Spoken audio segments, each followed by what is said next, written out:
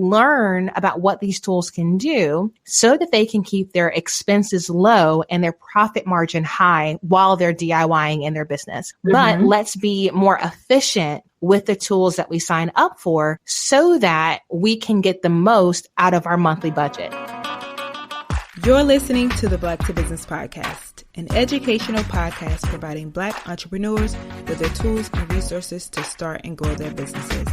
We chat with vetted Black entrepreneurs, thought leaders, and business owners as they provide tips and resources to help take your business to the next level.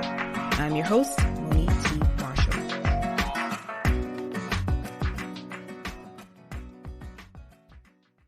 Hey there, Monique here, and before we dive into today's episode, I wanted to share a bit of my journey with you. As a first-generation entrepreneur, I know what it's like to start from scratch. I didn't have a lineage of past business owners or a community of mentors to guide me through the process. That's why I created Black to Business and the Black to Business Podcast, to provide resources and support for fellow Black entrepreneurs like you. And guess what? I'm not alone in this mission. Harvard Business School Executive Education shares our commitment to developing leaders making a difference in the world. Their renowned faculty members are skilled educators blending real-world experience with a variety of teaching approaches to create an exceptional learning environment. Visit hbs.me/explore to discover the possibilities that HBS has to offer. Are you ready to take your leadership to the next level? Visit hbs.me/explore today. Are you tired of feeling like you are wasting your time working on the same repetitive tasks instead of working on what really drives your business? It's as if you are spinning your wheels, constantly juggling tasks and struggling to find time for the tasks that really matter. We get it and we got you. I'm Monique T. Marshall and welcome to the Black to Business Podcast. In this episode, LaShonda Brown, Master of Optimization and Efficiency through the use of business tools, shares how to make better use of your time by taking simple, affordable, actionable steps that any entrepreneur can easily implement into their business. We discuss strategies that LaShonda has personally implemented, like her 20-hour work week practice, as well as how to find the best business tools to fit your needs and get the most out of them. I must say that you will definitely walk away from this conversation with some new tools to put in your business toolkit and also how to use the tools that you already have. So let's dive in.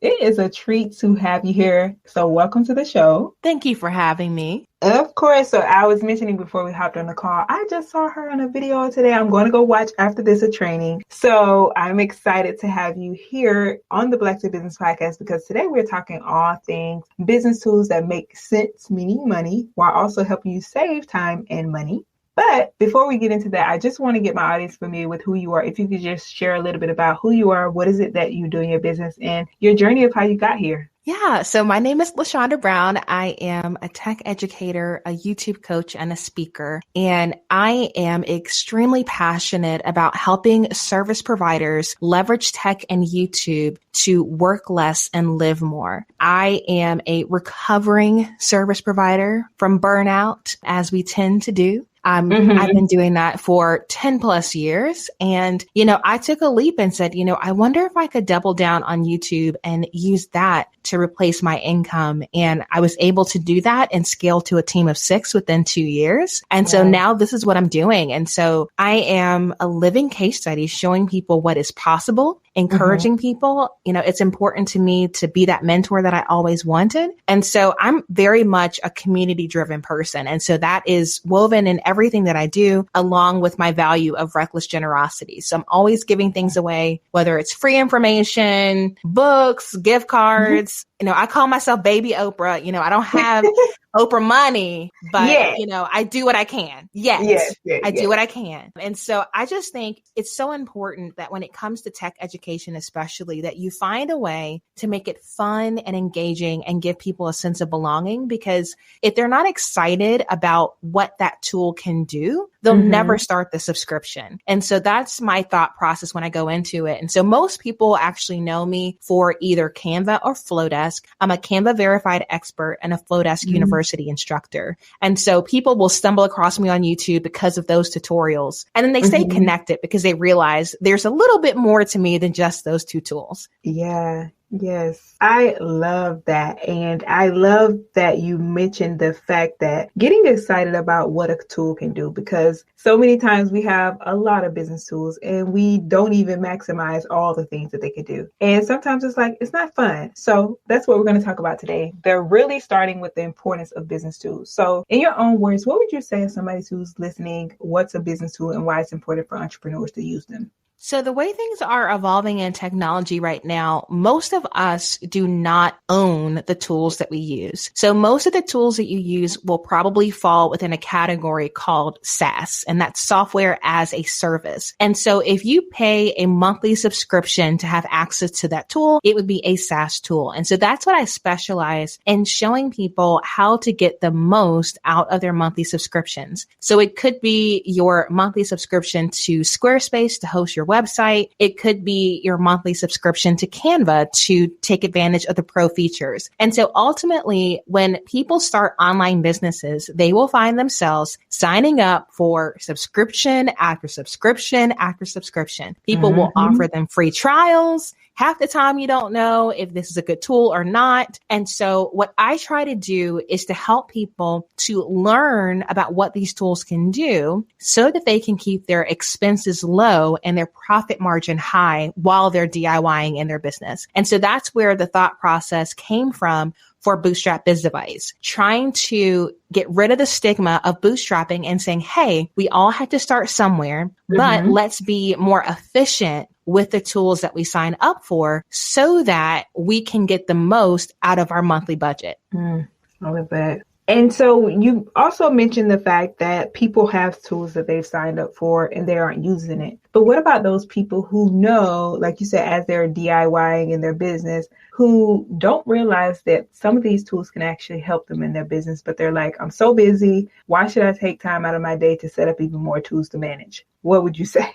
Well, the way that I'm able to work a 20-hour work week is because I understand what my tech can do and I'm leveraging it to do less manually. And so in a lot of ways, you don't have time because you're not using the tech. If you were using the tech, it would free you up to do more of the things that you love to do, more of the things that only you can do. And so it's tough. I understand, as small business owners, you wear a lot of hats, but sometimes it takes a little time at night or a little time on the weekend, and that investment will pay off in the long run because you are freeing up time in your schedule. So I know it can be overwhelming, and that's why I try to do the free trials for my audience and then report back to kind of save you some of that time. But at the same time, you're going to have to invest at least some effort into understanding what are the tasks that need to be done to operate your business at a high level and what can a person do better or a tech tool do better so that you can operate more out of a mindset of a CEO than being just a doer in your business. I love that. And so also, of course, this is the Black to Business podcast, LaShonda. And I also want to talk about how we can use these tools to level the playing field, especially as Black entrepreneurs and for Black entrepreneurs. So how can my audience use these business tools to do so? One of the tools that I'm constantly recommending for those that create content for YouTube is TubeBuddy. So TubeBuddy, like YouTube, is a way that you can level the playing field on YouTube by getting your content in front of people who are aware they have a problem and are looking for a solution to that problem. Oftentimes, when you are starting out from ground zero, you have a very difficult time building an audience. But because YouTube is a search engine and not just a social platform, you can use that tool to help yourself rank higher in the search so people don't have to know who you are in order to find your channel. Other platforms are harder to get discovered on, and they require you to just keep posting for the chance of going viral. It's like, pulling, the arm on a slot machine. YouTube can be more predictable if you leverage SEO tools like TubeBuddy. And so again, that's that whole mindset of you could look at YouTube and say, oh, this is just like all the other platforms. It's going to be just another rat race. But until you know how to leverage tech to help your videos to rank, you'll still be playing the same game simply because you're uneducated about what the options are. And so I do the best I can to get that information out there so that entrepreneurs can have an opportunity to be seen, to be heard, and to get paid. I love that. And so for those entrepreneurs, as you kind of mentioned earlier, that are just starting out and they might not have a team to delegate these tasks to, how can these business tools make that significant impact on their productivity and efficiency? So one of the tools that I love is called Groove, and it is a virtual co-working app. And so sometimes we think that we need a paid team, whether they're part-time or full-time, to help us to be more effective. But a lot of times we need community and we need accountability. So that app allows me to get that vibe by virtually co-working with people all around the world who are also creative professionals. And so there are tools out there that can help you to focus more on what needs to be done without you feeling the need to outsource to other team members. So I've heard, I've not had a 9-to-5 ever in my life, but I've heard that that's a whole nother story, girl. That's a whole nother podcast. But I've only ever been part-time. I went from being a student worker in college to starting a business at 21. So that's just not my story. I don't know that. But I do know that most people in a 9-to-5 actually spend half of their work days trying to get work done versus actually getting the work done. And so if you can find ways to simply be less distracted, that's going to allow you to be more effective. So that's what I use to help me to focus. There's so many focus apps out there, but that's a very simple solution to not being able to pay a team. Find a way for you to get into deep focus work and find you can tap into so you can get that camaraderie without having to have, a huge payroll. That is good. Yeah, people they long for community. And also it's like entrepreneurship can be like lonesome sometimes. So yes, I love that. And so what are some of the common challenges that you see entrepreneurs face when it comes to managing that time and also the resources in their businesses? I think a lot of entrepreneurs are afraid of saying no because they think that more opportunities won't come. And so they say yes to things that are not in alignment with their values, that they're not passionate about. And so when you fill your schedule full of things that feel more like obligations than joys, it's going to drag you down. It's going to waste a ton of time. And so one of the easiest ways that you can free up time and resources in your business is simply learning to say, not me, somebody else. I'm saying no to open up that opportunity to someone who would thrive in this place. And by saying yes to something I'm not passionate about, I'm taking that opportunity away from them and kind of operate your mindset out of a place of abundance for everyone. And to say, I know more opportunities will come, so I will wait until the perfect ones come so that someone else can thrive in this opportunity. And so just learning to say no, knowing that you're fine. Worst case scenario, you just get a job, you'll be fine. Just say no more often and you'll find yourself having way more fun in your job, way more fun in your business. And it'll just free up your schedule to do more of the things that just light your heart on fire. I love that. Operating out of a mindset of abundance and having fun. We like that. So we've talked about the importance of business tools and having them in your business. Now let's talk about finding the right tools. So many entrepreneurs, as we mentioned earlier, are feeling maybe overwhelmed by the number of tools that are available in the market or that they have in their businesses. So how can you determine which tools are the right fit for a specific need and goal?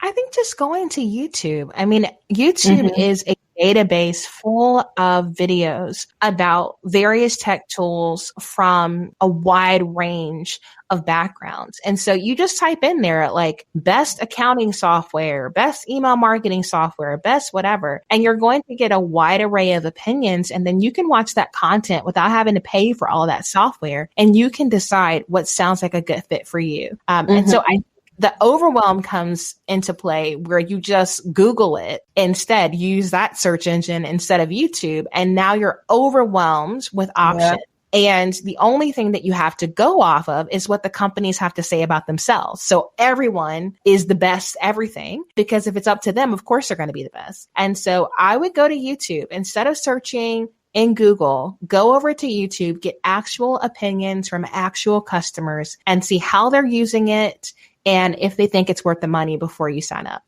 I like that YouTube, because I'm definitely the Google person versus the YouTube person. But I like that you said actual customers. That's good advice. And so when you're selecting these tools, thinking about maybe there should be some criteria that people should look for. But I also think about maybe, are you looking at what it can do in the future? Or are you looking at what it can do for your business right now when it comes to these tools? I think the biggest thing to take into consideration is, what is your goal? I think so many decisions in business can be filtered through pretty much 3 different categories. That business decision either needs to save you time, save you money, or make you money. Mm-hmm. And once you're clear about what your goal is, then you can say, okay, well, I am going to say, for instance, I'm going to pay for Flowdesk versus maybe a free email marketing software because it's going to save me time, because the layouts are so much more beautiful than what the other software on the market have to offer. It's going to save me money because it's a flat rate. So as my list grows, the price will stay the same. And it's going to make me money because they have an affiliate program. So I love it. And I'll recommend it, and I'll get affiliate commission from recommending the service. And so ultimately, if you can filter the tools through what your goals are, then you can decide like, okay, well, this software is expensive, but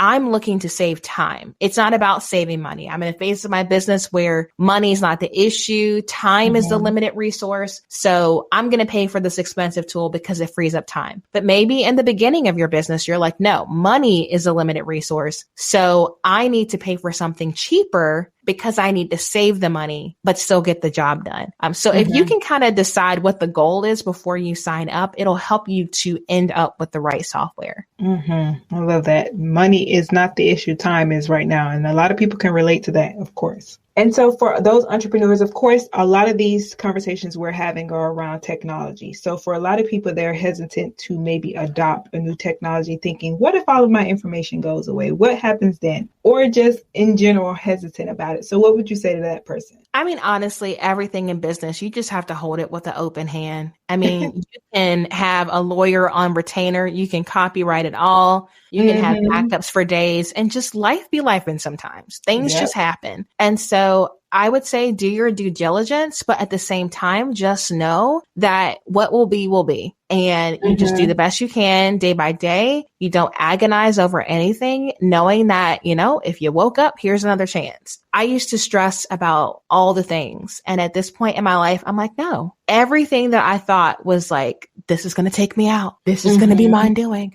I'm going to get sued. The site's going to crash. I mean, all the things we say, all the, catastrophizing that we do as entrepreneurs. I joke with my friends all the time that it's like, why do entrepreneurs go from I'm thriving to I'm homeless? There's like no in between. I'm either killing it or I'm on the street. And there's always an in between. We have family, we have friends, there are nonprofits, there are resources. Sometimes we just need to calm down. So ultimately, like, do the best you can, but just know that sometimes there will be tech glitches. Sometimes content will be lost, but it's not the end of the world. Yes, I love that. Sometimes we need to calm down. That is so true. And so let's talk about scaling. And I want to dive into this more. I know we kind of mentioned it earlier, but the business tools can use to contribute to overcoming common challenges associated with business growth. So what are some of the ways that people can think about the way that this can help them with growth and those resource constraints that they might have, or those operational inefficiencies? So this is a really good question for literally the season of life that I'm in, because, when we started our entrepreneurship journey, my husband and I love him, but I had no idea that 10 years later, we'd still be doing this. And because most businesses fail in the first 5 years, and then a lot more fail in the first 10. And so now we've been in business long enough to be in a position to truly scale and to decide, what's the enough number and how are we going to scale in a way that's in alignment with what our desires are in this season. Like, my 20s was all about like hustle your face off, like do the most, load the schedule up. How much can I work? How much can I do? Get my name out, be seen, be heard. And that's not my story right now.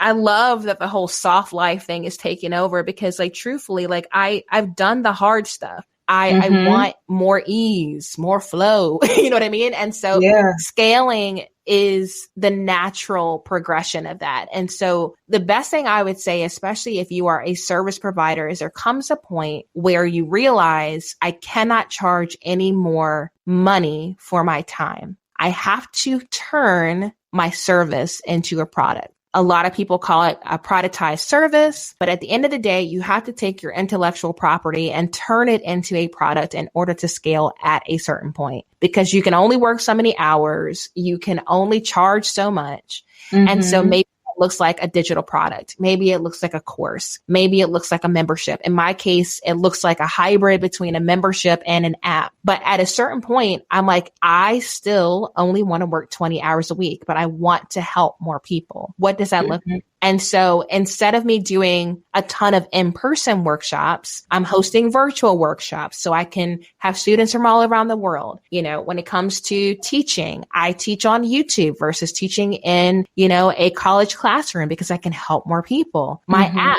will allow more people to be able to consume the content and get YouTube coaching from me. And so at a certain point, you will need technology in order to take your humanity, you know, your intellectual property, your knowledge, and turn it into something that people can consume no matter when they stumble across your website. And so if you can do that, that's when your income will really start to grow, because now you're going beyond your human limitations and you are leveraging technology to make money while you sleep. And so that's how everybody's doing it. They can paint it however they want, but at the end of the day, they were experts in their craft. They charged money for their time, and eventually they turned their knowledge into a digital product. I love that. And LaShonda, I know you mentioned, like you said, you have a hybrid approach, the app and the membership. I want to talk about some ways to like paint the picture for people who are thinking about exactly what you said, the next phase of my life. I want to scale. This is how I want it to look. So what are some examples or some of the things that you've seen, and specifically for business tools that have enabled entrepreneurs to expand their operations? Because I know you recommend a lot of tools as well. Yeah. So, I mean, I think everyone can leverage some type of, I'm going to say, course platform, for lack of a better term. The software that I'm using for my membership and my app could house a course if it wanted to. So I don't want to get too much in the weeds with that, but ultimately, you know, a course platform, you know, just like when you were going to college, it allows you to break up your information into modules, to have downloadable resources, whether it's a workbook or checklist or cheat sheets, what have you. And so you're able to take that information and you're able to set it up outside of the confounds of a college or university and go directly to your students. You don't need, you know, these higher education institutions to gatekeep you from teaching more people. And so there's so many on the market, some again that are more expensive, but they save you time. Some that save you money, but they're more time intensive. So it depends on what you're looking to do. There are a ton: Teachable, Thinkific, Kajabi, Podia. I mean, like, it's endless. I'm using Uscreen for my app. But at the end of the day, all you need to do, again, go to YouTube, type in best course platform and see what people are saying, and find the software that you are excited to actually use. Because if you aren't interested in using it, it won't get used, the time will get wasted, and you won't make that passive income. Certainly that. And now I want to talk about overcoming some of the obstacles that people might face in their business optimization. So for you, what are the common challenges that you see entrepreneurs make during the integration of, I'm using this new tools, and how can we make sure that our listeners avoid this? I think too many of us are trying to do it all by ourselves. I mean, again, everything goes back to community. You know, I say to my team all the time that nothing of eternal significance happens alone. It never does. You have to be in community. You have to have people helping you. And so at the end of the day, we're not an expert in everything. And so oftentimes the software tools on the market have, I call them super users, but ultimately you have people who are highly proficient in certain SaaS tools. And so for Canva, it's Canva verified experts. There's Honeybook educators. There's Flowdesk University instructors. I mean, the list goes on and on. And so there is a movement happening within the tech world that says, you know, yes, you could contact us through a support ticket, you know, through our help desk, but there are people who are not even on our payroll that are so passionate about this. Let's connect you with them. You know, at one point I was a Squarespace top level expert, and Squarespace would send me people from, you know, the forum who needed help building a website. And so ultimately, like, there are people that are highly proficient in the software. If you know that the software is a good fit, but you yourself have limitations in setting it up, ask for help. Hire someone to take care of the setup. I have outsourced the setup of some tech tools because I'm like, yeah, I could figure it out, but time is a limited resource. And so I'm not going to waste it with the setup. What you can do in 2 hours would take me 20. It's worth the 2 hours. And so we just have to release ourselves from this mindset that we have to be a jack of all trades. We need to celebrate that other people can be excellent in their lane and invest in their businesses by hiring them to do something quickly that would take us way more time. I love that. And so for entrepreneurs who are integrating or putting these tools into their businesses, how do you manage or measure the effectiveness and success of these tools that they're implementing? I think that tools, just like employees, have to have a return on investment. We understand, you've got to pay for yourself. You know what I mean? You can't be losing money on these software tools. And so at a certain point, we all know when you sign up for stuff and you're like, dang, I never logged in. Oh, I forgot I was signed up for that. Oh man, and here comes a year later, you've paid for the annual to save money. You forgot you did it and your card gets charged again. You have to document, what am I even signed up for? And then based on the billing cycle, whether it's monthly, quarterly, annually, did it pay for itself? Your tools should actually be free to you. So either they're always free or they pay for themselves by getting you a return on investment. And so as business owners, you have to be critical about the things you sign up for. And just like you wouldn't keep paying an employee that wasn't paying for themselves, don't keep paying for software if you're not getting that return. That's good. You have to pay for yourself. Love that. And now I want to finally talk about the impact on entrepreneurs, integrating these things into the well-being, on how it impacts an entrepreneur. So let's make it full circle. When you do these things, you spoke about your journey, business tools empower entrepreneurs to improve their personal well-being. I mean, ultimately, people can tell I'm happier. They can tell, they can see me at TJ Maxx on a Friday and they're like, how is this happening? Because we see the output, we see the result. How are you doing that while simultaneously frolicking in the woods and having tea with your friends? And it's not because I have a huge team. And it's not even because I make tons of money. It's because I know how to leverage tech and I have things automated. And to be honest with you, a lot of people are like, oh, what AI tools are you using? And it's ultimately technology has been automating things for years. The things that are labeled AI, 9 times out of 10, I'm actually not using those. I am very hands-on with what I do. However, I do leverage automation and tools that help to eliminate the non-essential in business. The back and forth of, I'm answering the same question multiple times. So could that be a template? I'm going back and forth trying to schedule a coffee date. Couldn't that just be a scheduling link? I'm making the same invoice over and over and again. Couldn't I just program that to be attached to my contract? And so you start to look through the list of things that you do in business and go, okay, anything that I do multiple times could be a process and a system. And once I systemize it, that's less brain power I'm using and less time it takes to execute. And so ultimately, it's not that I have a ton of money and that's what's giving me freedom. It's not that I have a huge team and that's what's giving me freedom. It's the tech. And because you can get this high level technology for a monthly subscription now, the playing field is being leveled. Things are more accessible. Things are more reasonably priced because of how technology has evolved. And so what's so important that people wrap their heads around is what you think is outside of your reach is just outside of another subscription. And so you have just got to educate yourself about what's available to you so that you can live the life that you want to live. Beautifully said. And LaShonda, you're known for your 20-hour work week practice. Can you talk about what this is and how does this work and how did you get there? It's hysterical. The amount of things I tell people I do, that is the only thing people hear. And I love it for them. I really do.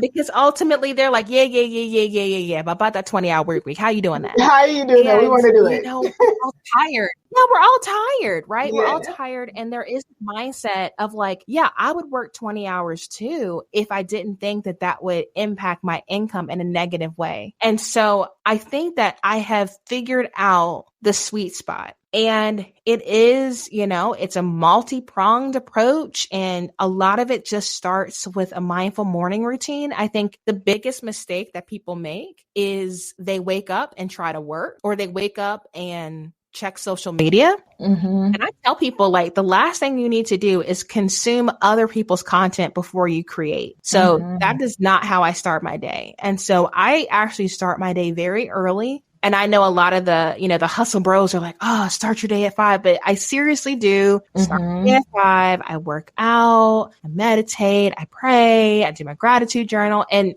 I'll be honest with you, when I first started doing it, I'm like, the amount of guilt that I felt and the amount of shame I felt, I'm like, I'm wasting all this time. But what I noticed is when I took the time to pour into myself before I poured out for other people, I was so much more focused. I was so much more joyful. I was just so much more efficient. And so ultimately, going back to what I said earlier, most people spend half of their work week being distracted. So I've taken the 40-hour work week and just removed the distraction part. And so we're all only getting 20 hours of work done anyway. So I can only work the 20 hours, and I'm in deep focus work from 10 a.m. to 3, Monday through Thursday. I work 4 days and take 3 days off. And I have watched myself, I've analyzed it, I've journaled, I've figured out like, what is that sweet spot? But now that I have that system, not just for my business, but for my life, I can consistently do that 20 hours a week and still maintain the output. In fact, I'm putting out more content and higher quality content because I'm showing up rested, whole, and at peace. And people see that. And so I will just tell you that if you are your own boss, I understand if your schedule is determined by someone else, but if you are your own boss, just test it.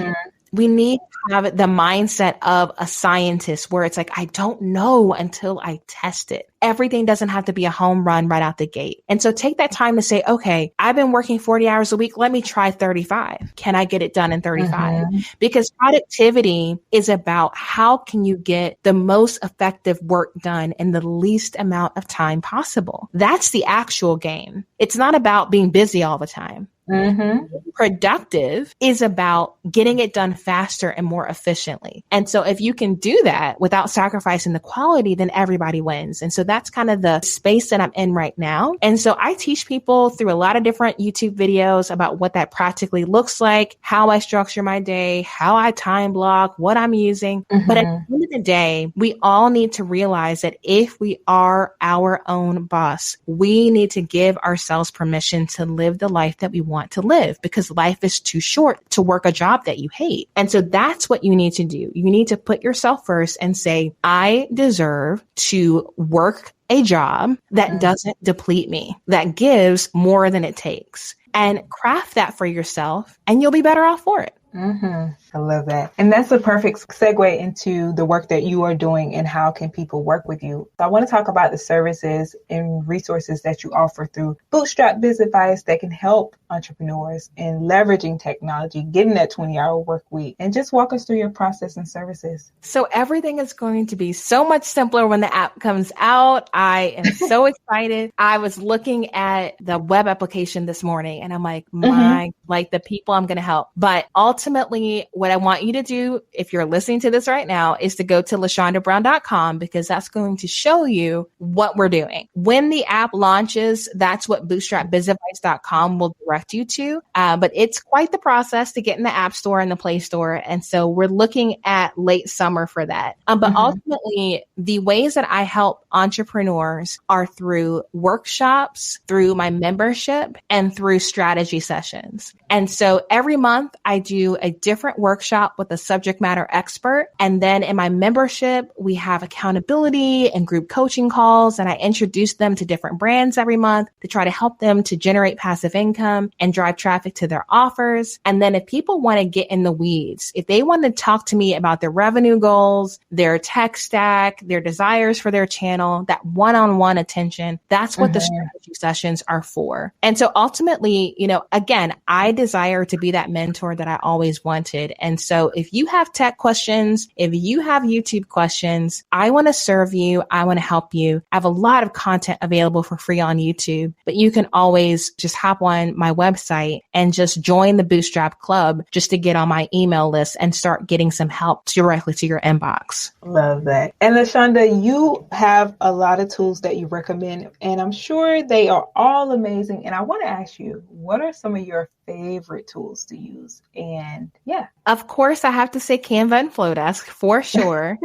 Those are two tools that I probably open up every day. And so I think they're absolutely incredible. I have been loving Big View, which is a teleprompter app that saves me a ton of time. So I don't have to memorize my scripts for my videos. You can turn your cell phone into a teleprompter with Big View for Reels, for TikToks. You can use it on your computer for YouTube videos. So that's been a lot of fun to use. So I think that one's great. And then one that's kind of like underrated is Epidemic Sound. I love music, and Epidemic Sound will ultimately give you access to a huge library of music. I kind of gravitate more toward like the jazz and lo-fi side of it, but they pre-check all of the music so you don't get any copyright strikes when you use their library of music. And so you're able to add music to your YouTube videos without that fear of YouTube flagging your video and saying, you have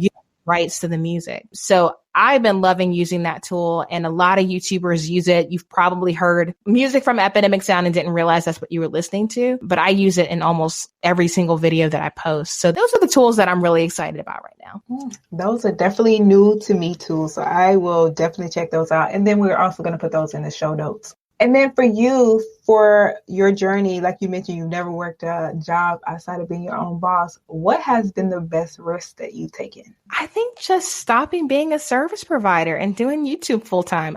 To me, it felt like I shouldn't be allowed to do this because like this is what I do for fun. You know what I mean? Like, I'm like, can this like actually be a job? Because I tell people all the time, I had to stop calling myself a YouTuber because I'm like, you are not going to see my house. I'm not going to take you to the gym. I'm not going to show you the haul of clothes I bought or help you do your makeup. Like, I'm just teaching tech. That's all you get. Like, I'm still a very private person and I have boundaries. And so I thought, I'm not going to have mass appeal. I know that from the beginning, but can this sustain, my livelihood? And it's provided jobs for so many people so far. And so I'm just absolutely blown away by what's happened. And so, it felt like a risk, but we own a video production company. So it wasn't that risky. But at the same time, it was something I hadn't seen someone do who looks like me. And so I wasn't quite sure if it was for me. And so I'm just so grateful to prove myself wrong and to see what's available and what's possible. So anybody who lets me talk about it, I definitely share because it's just been a beautiful journey.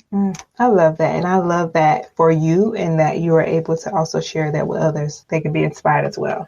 And speaking of inspiration, what advice would you give to someone in their first year of business? Oh man, there's so much I would say. I feel like I get into like these like Mama Shonda modes. I'm just like, oh, baby girl. You know what I mean? Because I feel like a grandma in business. I've been doing it so long. Honestly, I would just say, the world needs what you have to offer, but you have to talk about what you offer enough that they find you.